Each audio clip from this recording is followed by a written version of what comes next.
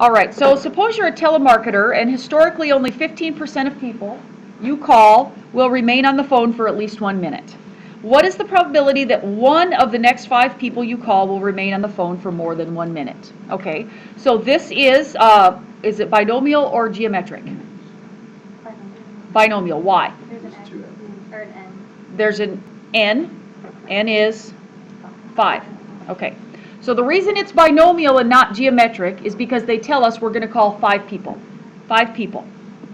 Okay, that's why this is binomial, and N is 5, binomial N comma P, so N is 5, and P is, what's the probability of success? 0.15. It says 15% of people you call will remain on the phone for at least 1 minute. So X, what does X represent here actually? Number of people. Number of people. that stay on that Number of people out of 5 that stay on phone for 1 minute. Okay, so yeah, you're a telemarketer. You're going to call and someone and try to sell something to them. And the chance that they're going to stay on the phone for more than a minute while you give them your spiel is only 15%. Some of them are going to just hang up on you.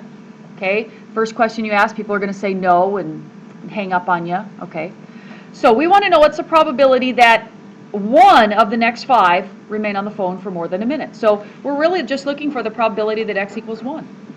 That's it. Binomial probability X equals 1. So the binomial formula is N choose X. So what's our N? 5. So 5 choose 1 times the probability of success, which is 0.15 to the X power. What's our X? 1. And the probability of failure, what's the probability of failure? 0.85 to the 4th power. Okay, so we just get our calculator out and figure this out. So 5 math over to PRB, 3, 1.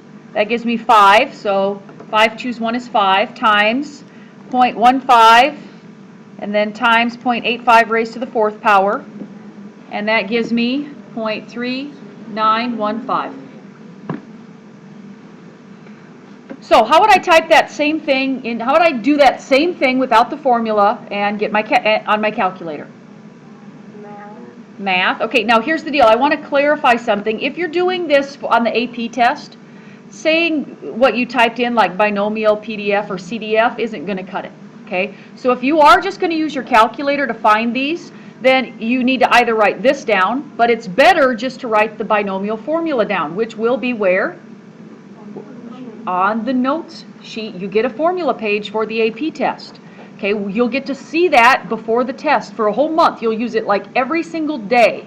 And we'll say this is where, you'll write all over yours, this is the binomial formula, this is this. So you should know it really well right before the test. Right now you don't, it's not necessary.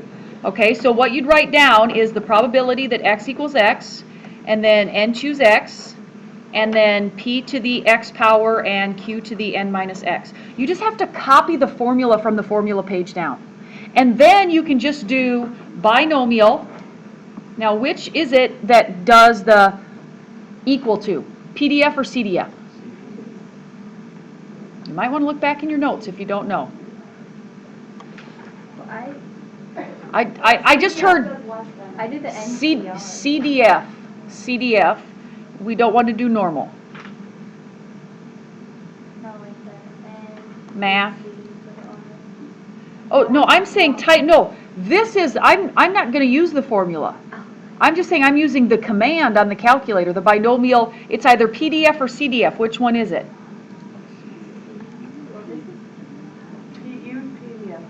PDF is equal to. PDF is equal to, CDF is less than. Okay, so PDF, and then it's N comma P comma X. Those are the commands that you give it. Number of trials, probability of success, and the X value. What's our X value? 1. So we would have 5 comma 0.15 comma 1. And this is only if you get the binomial PDF and then parentheses. It'll ask you for these 3 things. So do you get the same answer, 0.3915? Yes. Okay, so this is what you'd write down on the AP test if you're just going to let your calculator do the work for you. Okay, this is perfectly, you know, if you just write this down in your answer, that's fine. Okay. All right, so works either way, calculator or by hand, but you have to put the formula either way. All right, so using the TI for it, basically you already know. PDF does the probability, here's the commands on the calculator, we already know that. PDF stands for probability density function. Okay, now this is new right here, this one down here.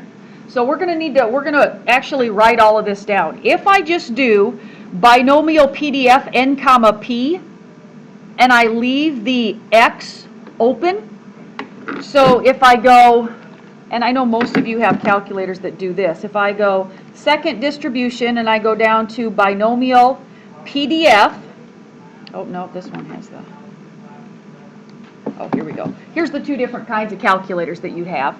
If I just said 5 and 0.15 and I left the x value empty, so here I would just go 5, comma, 0.15, and then I stop. I don't put an x value. Hit enter and you do that. You should be doing this on your calculator. And it gives you a list. Now do not go up and highlight that. Do not hit the up arrow and no.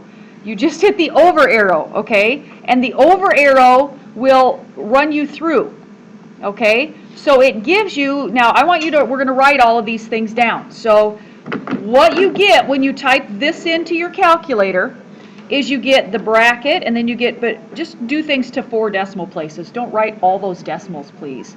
So you get 0.4437 and then you get 0.3915 and then you get 0.1382 and then you get 0.0244 and then you get 0.0022 and then finally you get this last one, and you have to keep going because you got to look at that last, look at the last one.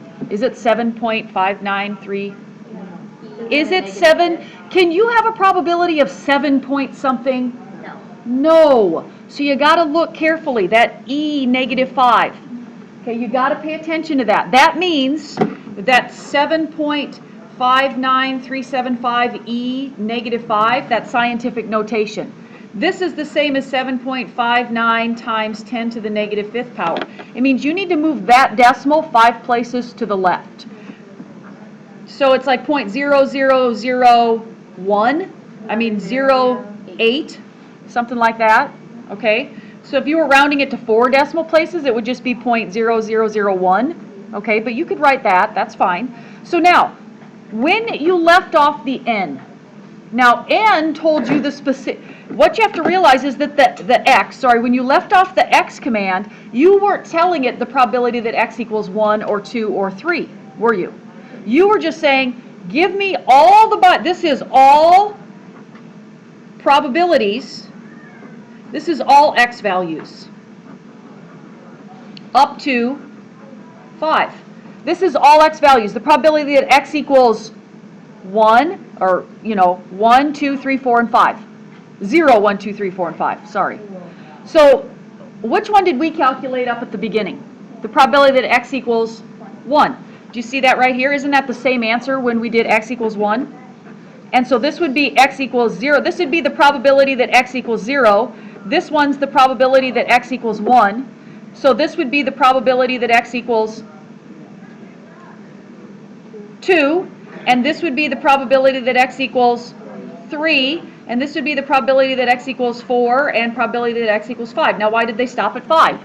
Because that's how many people we were looking at out of 5 people. This would be so helpful for them.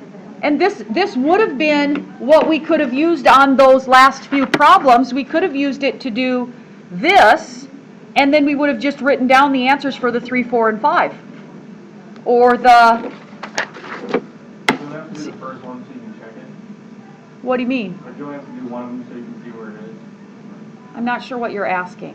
Okay, I'm not really sure I know what I'm I think he's saying, did we have to do the one, like x equals 1, the long way to make sure it's right? Yeah, like, are you checking it that way, and you only have to do one? I'm not checking it, I'm just saying this is an option, I'm not just, She's just showing us. I'm just showing you I know how you're to showing do the easier way, probabilities. but do you have to do one the long way if you do it that way? No, you don't. You have, Okay. and I explained that up here, Trevor. You have to you have to write the formula down. Just the formula? Just the formula to show your work. That's showing your work. And then you can use the command for one. Okay. Okay? This is not how you find one down here, by the way. You can find one this way. Here it is. You have to know how to pluck it out of all this information. This would be how you do the next, the problems right here. Greater than 3. Okay. Greater than or equal to 3. Okay, the way I got all of these to come out is instead of putting the specific x value in, I just left it open-ended. The binomial probability that if there are 5 trials and the probability of success is 0.15, if you just hit enter, then it'll just give you all of them, and so you have each of those individual probabilities. Okay, now the next command you can do is CDF, okay? CDF gives the probability. I'm circling these because this is an explanation. These 2 parts that I have circled are explanations on what your calculator does, okay? The command binomial CDF n comma p comma k, okay? And they use k, but what are we use x, okay? N comma p comma x is the same. Gives the probability that the number of successes is less than or equal to k. It's telling you right here what that command does. The CDF finds the probability that x is less than or equal to x successes, okay? It's the less than or equal to part. So for the example, the probability that x is less than or equal to 1 is binomial CDF 5, 0.51 or 0.15, 1. So type that in. What's the probability that x is less than or equal to 1? You do it right now. So second distribution, this is PD or CDF that we're doing. 5, 0.15, 1. And you get 0.835, good, okay, so 0.8352. Now what did this actually find? The less than 1, So 0. yes, so this actually found the probability that x is less than or equal to 1 is the same as the probability that x equals 0 plus the probability that x equals 1. Do the C and P, like, is there like words, like why that's the P letter is in front? probability, C is cumulative. Cumulative should give you, I mean, some of you don't understand what that means, but do you understand your cumulative GPA? Isn't it adding up all your GPAs for all your semester and averaging them together? Cumulative is something added on to, just keep adding on to. P, probability, I mean, so the C, you can think of cumulative, you're going to be adding probabilities. That's kind of, is that what you were asking for? Yeah. Like okay. Just the easy way to remember. An easy way to remember it, yep. Okay, so CDF stands for cumulative probability density function. It means added up, okay? So now if you do the same thing we just did, leave it open-ended, don't type the x in, see what happens this time. So now do binomial CDF. Okay, now we're going to do binomial CDF on our calculator.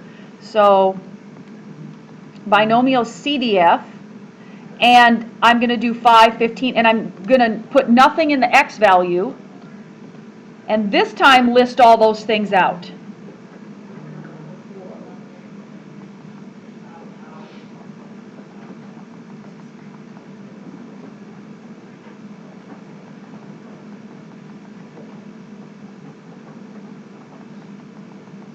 I mean, I'm just do you see, is there a difference this time between what we wrote this time and last time?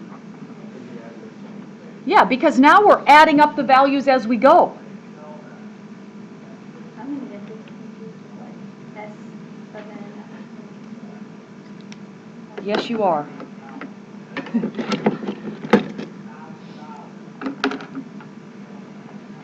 So this actually relates to this. Now notice the first one's the same because that's x equals 0. But then the second one is this plus